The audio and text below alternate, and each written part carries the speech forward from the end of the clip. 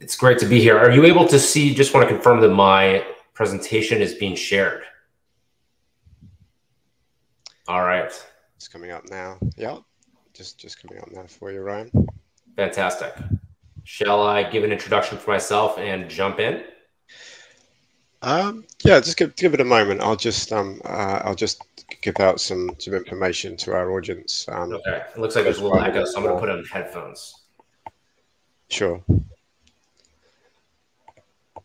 So hi everyone, welcome to our next session on this final day of Blockchain Community Days 2023. The topic of this next talk is the Web3 loyalty opportunity. My name is Daniel Simpson. I'll be the moderator for this session. Just before I hand over, just to mention that if you do have any questions on this topic for Ryan, then you can leave them on the Ask a Speaker page on the We Are Community site. That's like a red button just to the right of the page, or on the chat of the YouTube stream, and I can read them aloud to Ryan towards the end of his talk, if that's okay with you, Ryan. Perfect. And great. Also, this session will be recorded, and that will be available, I think, in approximately a week's time on the on We Are Community. So Ryan, over to you. Fantastic. By way of introduction again, Ryan Kuhel. I am the Global Partnerships Lead here at Polygon Labs, the growth and development team advancing the Polygon blockchain. And I work with some, just for context, I work with some of Polygon Labs or Polygon's strategic partners, including Starbucks on their Odyssey Web3 loyalty program, DraftKings on fantasy sports, Mastercard on payment solution, Google as it relates to Google Cloud, Nike on their .swoosh campaign. So many of these large brands that are entering the Web3 space. So I want to talk to you today about the Web3 opportunity for membership and loyalty rewards, which I believe is one of the key pillars that will help drive adoption both among businesses and consumers, actually independent of the market cycle. So let's jump in. So just as an exact summary, first I'm going to share Loyalty Rewards 101. What is it all about? Why should we care about this? Then I'll talk about some of the industry pain points. Then I'll talk about why blockchain and how blockchain can potentially solve and has solved some of those key pain points. Then I'll talk a little bit about why Polygon, and then I will make some future predictions, and I welcome any questions. So first of all, just to level set, what are loyalty rewards? Well, a loyalty program is a marketing tool used to encourage customers to increase consumption of a service or product in exchange for some reward. It's used across multiple industries, everything from banking, entertainment, hospitality, retail, and travel. So everything from Nubank to Delta Airlines, many different companies have loyalty rewards programs. The third thing that's important to note is that the market size is growing. The market size is projected to grow from 5.57 billion US dollars in 2022 to about $24 billion by the end of 2029. And fourth, despite economic challenges, according to Forrester's marketing survey, 53% of B2C, which is business to consumer decision makers, plan to increase their spending on loyalty in 2023. So this is a growing category. So why loyalty? So I try to find the earliest, I always try to find the earliest example of a loyalty program. This slide used to have Betty Crocker's program in 1929, but I found an even earlier one. So I think it's 1896, but in the 1800s, there was the UK's Green Shield stamps. First loyalty program, they were cards. Before that, they were actually like, I guess, bronze coins. So it's been around for a long time. It's not a new thing. So why is this so popular?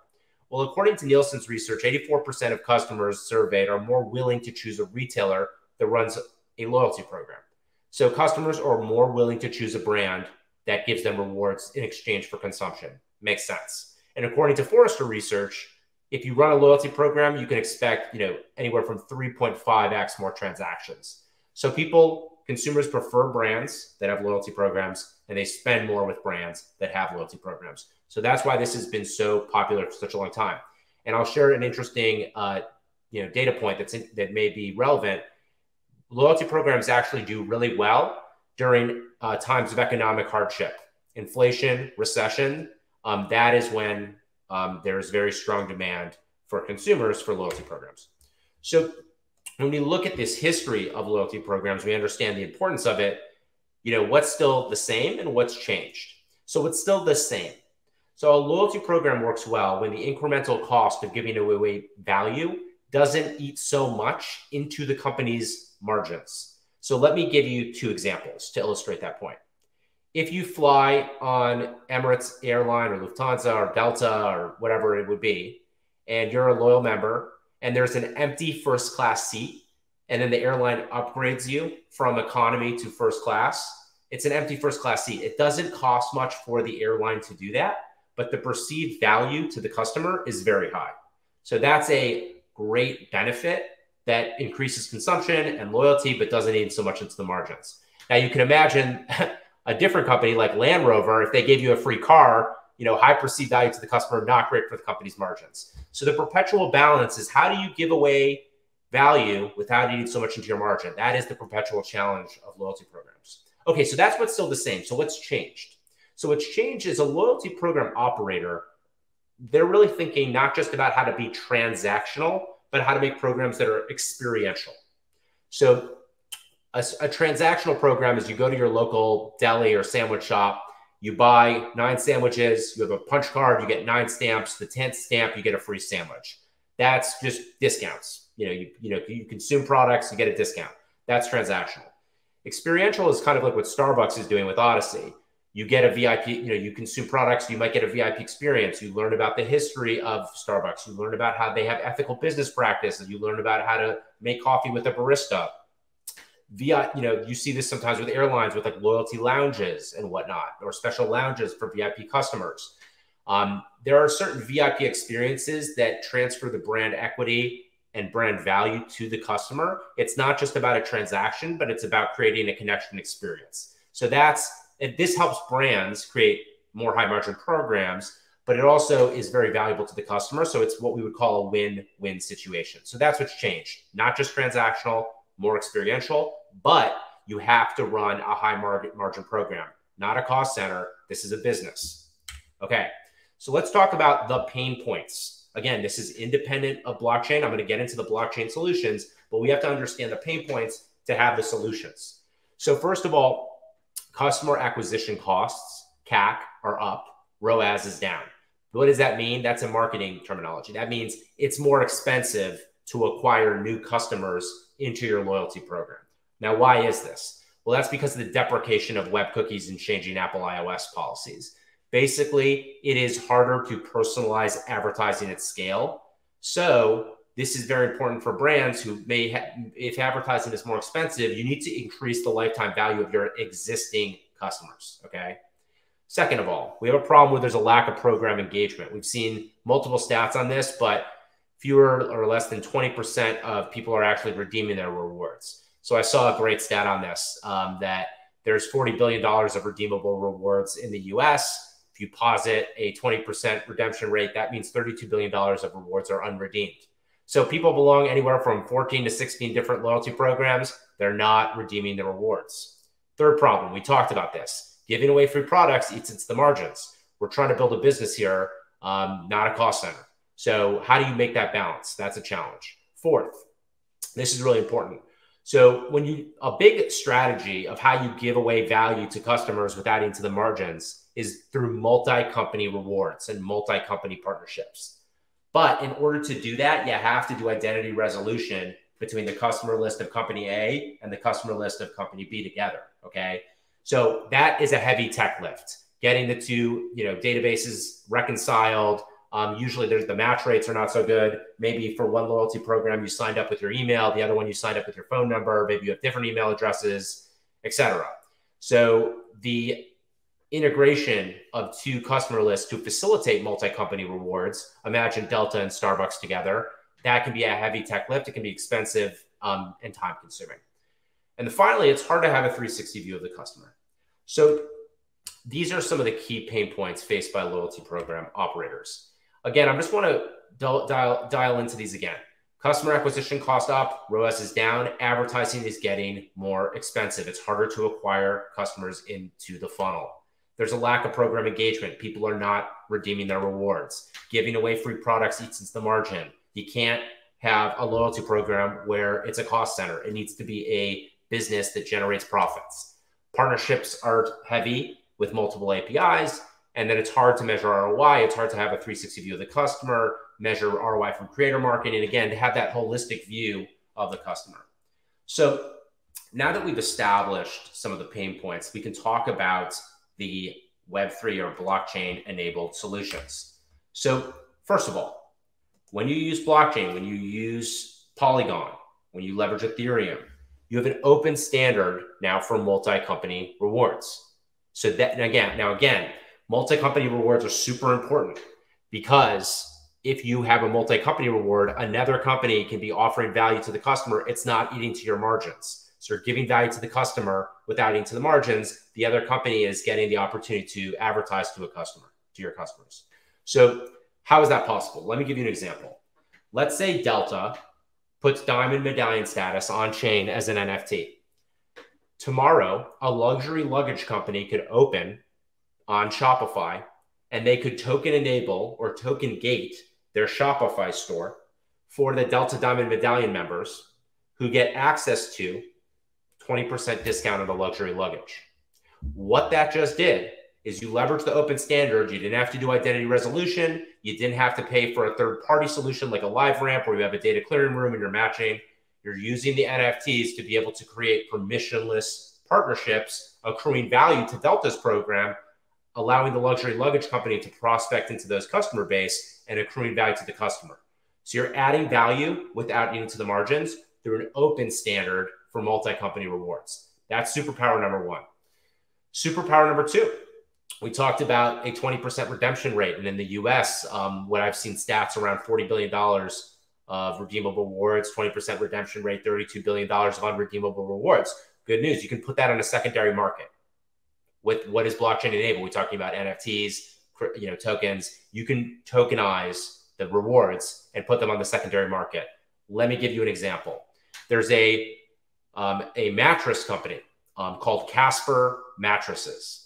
And after you buy a mattress, they send you an email with $150 off the purchase of your next mattress. The thing is, I don't need another mattress. I only need one mattress. So unless a friend or maybe one of my relatives needs another mattress, that's an unredeemed reward. It's a liability on Casper's mattress. I'll get liability on not on their mattress on their balance sheet. So if you can tokenize that reward though, and then I could sell that on the secondary market for $50. Someone could buy that for $50. They have $100, they have $150 off. So they have $100 off the purchase of their mattress. Casper just acquired a new customer, and I got accrued value for that reward. You can do that with American Express's rewards, many of which are not redeemed. Not all of them are valuable. So by creating a secondary market, what you're doing is you're adding value to the customer. You're not eating to the margins of the brand. In fact, you could program royalties into the tokenization of the rewards so that the brand is actually making money every time one of those rewards get traded. So this could become potentially a revenue stream to offset the cost of the rewards.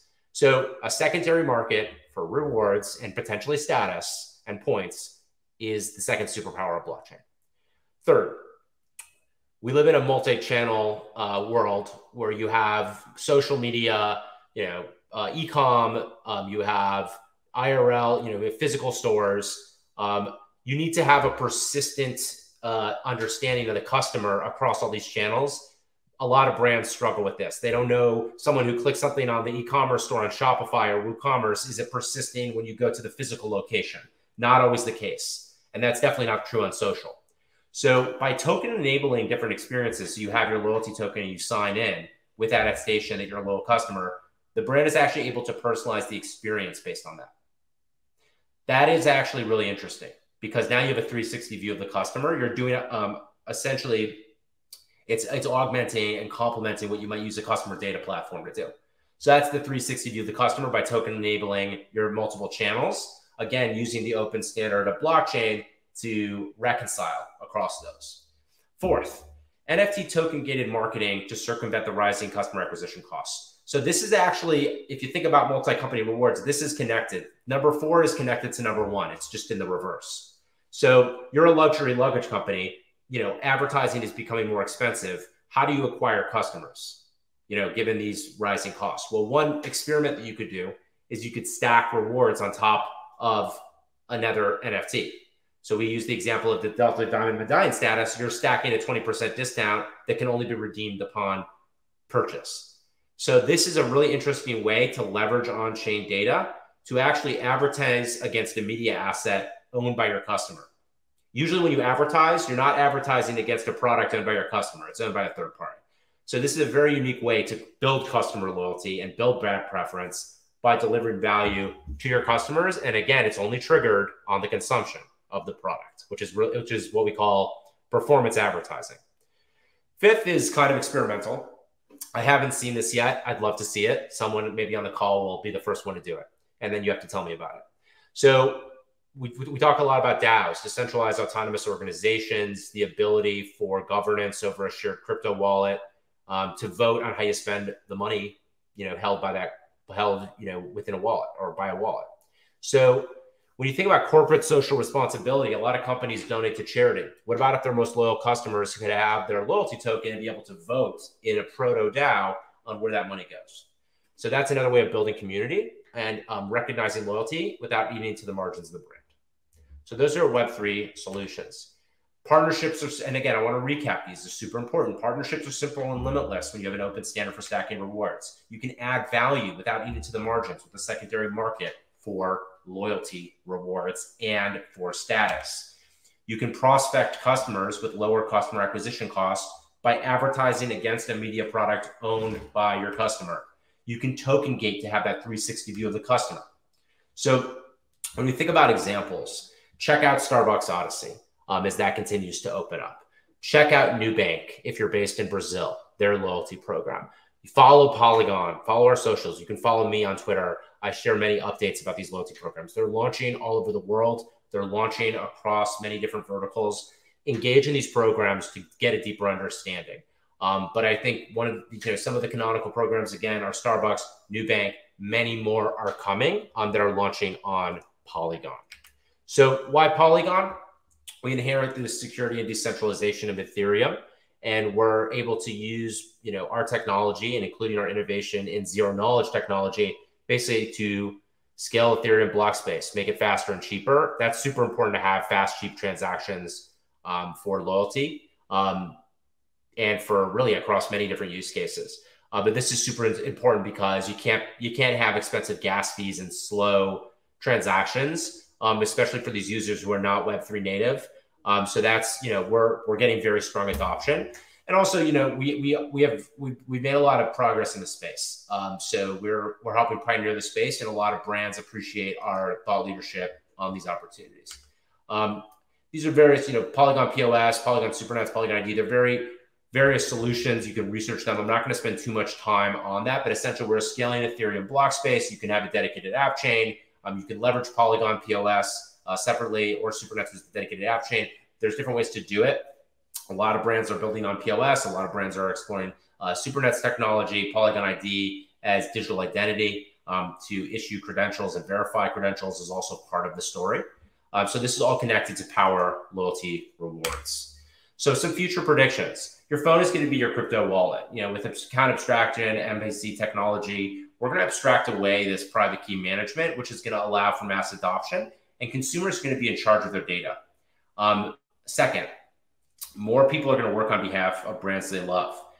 In addition to the corporate social responsibility budgets being voted on through DAOs, I believe that brands are going to have community governance of sports teams. That represents a significant opportunity. And I think that there's an opportunity for Web3 as an incentive alignment technology. There's to the extent we can drive community, that's about aligning incentives between consumers and brands. And that's through governance.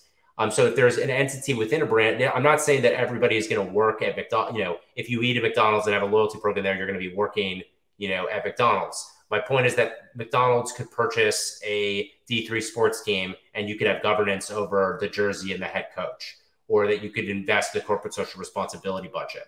Or there are various entities subsidiaries within a business that would lend themselves to people have, customers, the most loyal customers being engaged. And I think that's a really powerful tool for advocacy.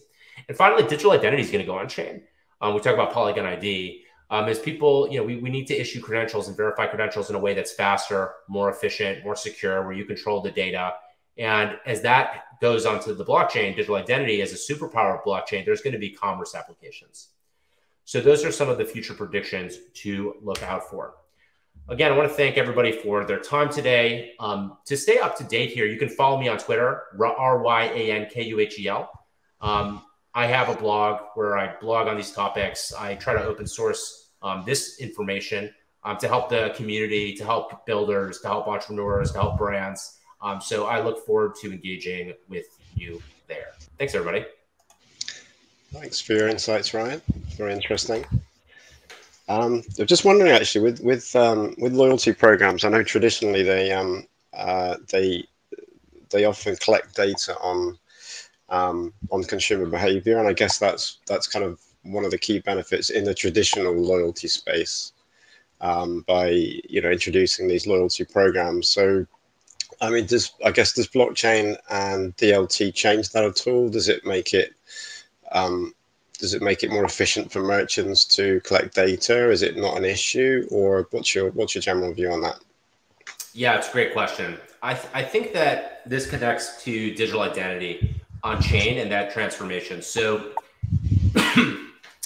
if you imagine a world where, especially in countries that are that want to technologically leapfrog, let's say they adopt a blockchain-based digital identity solution to be able to vote in an election or access financial services.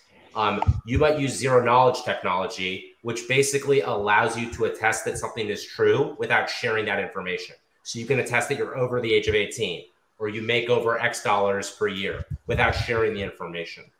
And the ability to have attestation, again, how much money you make without sharing the private information, age, that you've spent a lot of money, maybe you've spent a lot of money on first-class tickets, or you've consumed a lot of game products before.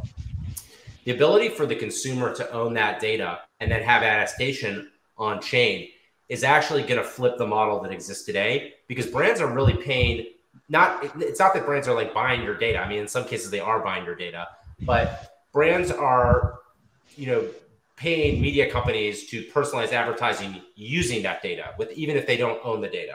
So they're paying a third party to leverage their data to personalize it. So they may not be they're not buying data from Facebook. That's like a misnomer, but they're using Facebook's data anonymously without them understanding what the data is to personalize advertising to you. But if you control the data, now you can actually accrue more benefits to yourself. So that means if I can, if someone can attest that they travel first class, let's say, they're a first class flyer, or they purchase a lot of perfume, or they purchase a lot of video games, or they purchase a lot of sports tickets, you could attest to that without sharing knowledge using zero knowledge technology, and brands can personalize more offers to you, kind of like with your credit card. It's just more data, but the value is going to go to you as opposed to the media companies. So I think that's kind of the untapped opportunity here. I wouldn't say we're there yet today, but I think I'd say that's the vision for the space that I'm hoping we drive to sooner rather than later. I would say today, the data brands want to brands that are starting out, they need to hit their business metrics. So we need to show, more retention, more lifetime value. I think community metrics are super important. We have a more engaged community that's getting us earned media on socials. So that's some of the data that brands looking at today. They're looking, maybe a brand is engaging one type of demographic, and the demographic that's leveraging crypto is a different demographic than what they leverage. So they'd like to know about demographic information. But I would say, the brands are collecting today the same data that they've been collecting, and blockchain has a lot of potential. So I think that's an area that I'd like to see us really push on. And I think there's a lot of opportunity. I think it hasn't been fully unlocked just yet. Yeah, it's interesting, isn't it? And each and every one of us can control what we potentially kind of give out there, with some potential value coming back to us. Yeah, we could all be a media business, and we could you can earn based on your consumption and put your digital identity and your data to work for you, so you can gain yield from your data. That's the vision. Again, it doesn't exist today, but that's what I'd like to help unleash that. I think you made an interesting point there that right now it's kind of aggregated data, isn't it, that's being used generally out there for brands to kind of target consumers with certain product groups or something. They're not kind of like accessing, you know, people's names, addresses, and kind of, you know, where they're traveling to and from. But I suppose there could be a model where, you know, I could reveal that information if I wanted to a brand for some rewards. But that would be up to me to do that. Exactly. And, you know, there are people who make the case that like advertising is, or, you know, data privacy is important because of safety and for ethical reasons. And that's, I'm with you. Like, yes, 100%. But even for the skeptics that are like, okay, it's like kind of benign, like whatever, like, you know, they can target me with a headset or whatever. It's like, well, you could, but the point is that there's value in that data. So you could be getting the value from that. So that's kind of, I'm trying to like have it pitched to even the skeptics. Sure. And on the subject of, I think you mentioned it in your talk there about multi-companies. So, so I guess, does the introduction of like these tradable loyalty tokens mean that companies, you know, they don't need to worry about joining some sort of coalition loyalty program? For example, I'm thinking in the UK here about one called the Nectar Points system. They have members like Sainsbury's, a well-known supermarket, Esso, Garage, and I've seen over time, I've noticed that so they have a point system where you can gain them and redeem them between the different brands, and the members sort of come and go a little bit. And yeah, the idea obviously being that you can earn points at one place and then, you know, buy your petrol, and then you receive some points which effectively is, you know, a kind of token within the system. Or albeit in a centralized way, and redeem those for something else, let's say the Argos store. So I guess in the NFT world, does that open this up much more? So you can openly trade your NFT tokens, you know, with almost anyone, even for cash, or, you know, for a company that has no relation to the one that you earned your rewards from. Does it open it up that much? And you know, is it the end of traditional coalition programs as we know it? Yeah, I guess there was a couple. Yeah, that's good. Yeah, that's a great question. So I'll point to an example, and then I'll point to I'll address the second part of your question. So I think if you go to the Starbucks Odyssey Nifty Gateway experience, you can see people, you know, the holiday edition, which is one of the Odysseys. So you had to complete a journey that involved consumption of a Starbucks product. It involved, you know, giving to charity. It involved learning about the brand, etc. You got an NFT completing that quest. That NFT sells for about $1,000 US on the secondary market. So yeah, people are. I mean, that's just today with, you know, where they're at right now in this early beta, which is continuing to open up.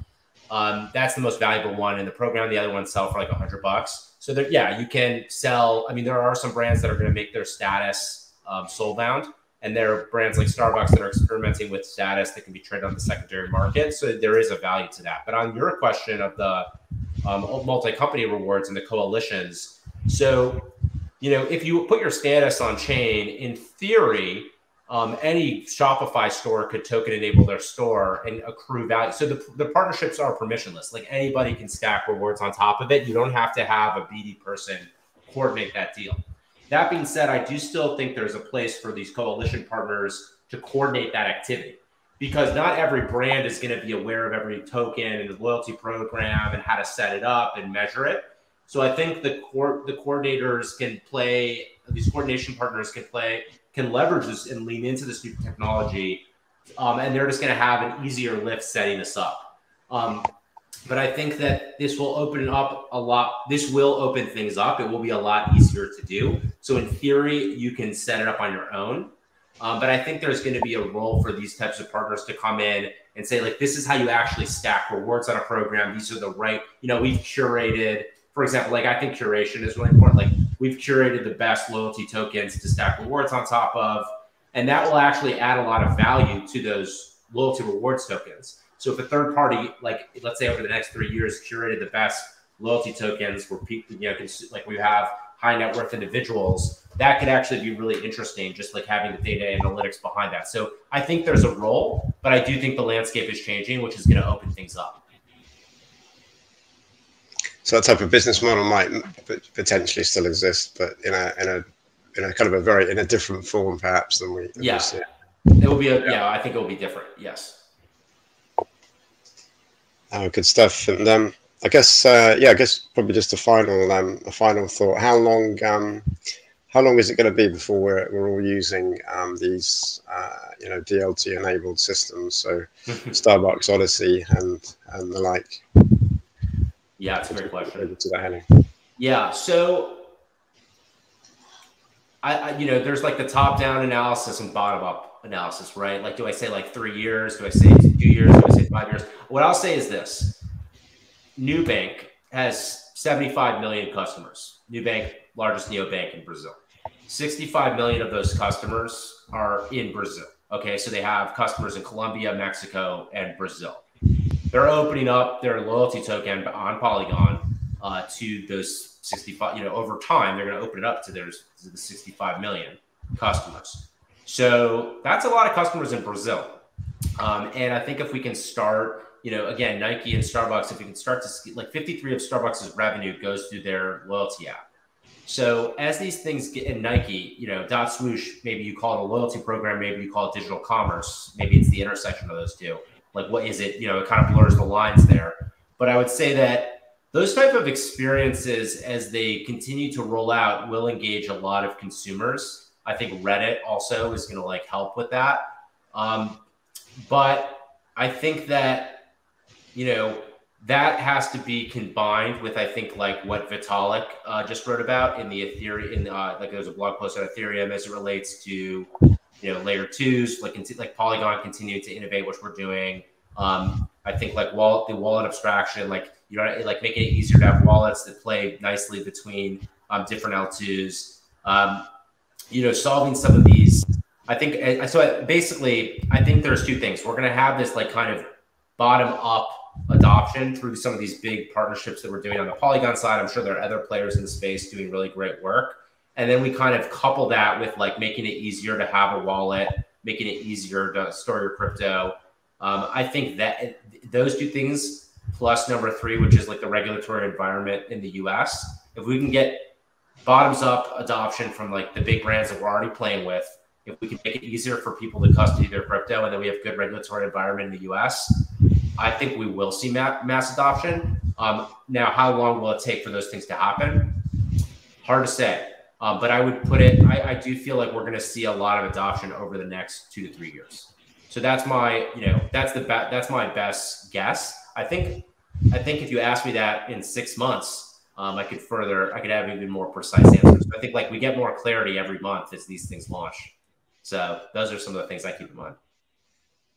Doesn't feel like too far away, right? And I guess as you alluded to in your presentation, things like mobile phone apps, and kind of hidden cryptography, dealing with the keys is going to abstract a lot away from the user in terms of dealing with kind of interaction with blockchain as well. I guess to the point in which they may not even realize that they're doing it, I suppose. Yeah, a lot of customers not realize, abstracting away as much of the complexity as possible would be helpful. And then I would say, complementing that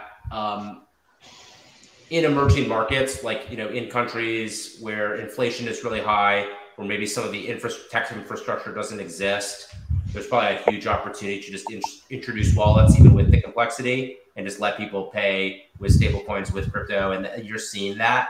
So I do feel confident there. And with the regulation, I'm talking about the US, but if you go to, in Japan, South Korea, even what we're seeing with Mika. So there's positive, nothing, I'm not saying everything's perfect, but, there is progress around the world. So I'm fairly optimistic, but maybe that's just my temperament. Sounds good. Yeah. Very, very positive stuff. So I think we're just about out of time, and I think we'll just about wrap it up there. Ryan, just like to thank you for your sharing your experience and insights on loyalty for DLT today. Good to have you with us. For those watching, we've got a hot topic coming up next on blockchain's positive influence on AI, and that's with Satish and Gordon coming up in around about 10 minutes time. So stay tuned to that. Enjoy the rest of the conference and the rest of your day. And thanks again, Ryan. Thank you so much. Take care, everybody. Bye-bye.